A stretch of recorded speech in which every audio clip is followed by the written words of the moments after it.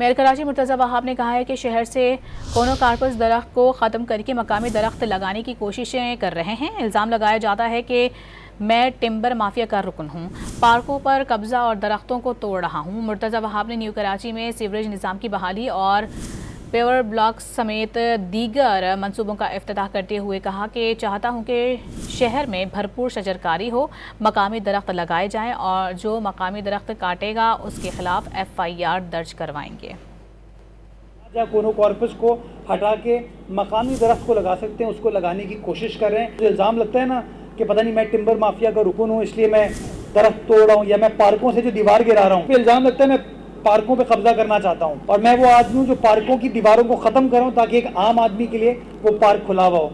तो हमारी सोच तो ये और बड़ी ट्रांसपेरेंटली हम चीज़ों को आगे लेकर चल रहे हैं। मैं चाहता हूँ शहर के अंदर दबा के प्लांटेशन की जाए और मकामी पौधों को, मकामी दरख्तों को लगाया जाए ताकि आने वाले 5, 6, 7 सालों में हमारी आने वाली नस्लों के लिए एक खुशगवार कराची नजर आए। जो मकामी दरख्त काट रहा है, जहाँ मुझे आइडेंटिफाई होता है मैं FIR करते हैं उसके ऊपर, और अगर बल्दियाती कोई अमला उसमें मुलव्विस होता है उसको सस्पेंड भी करते हैं हम लोग।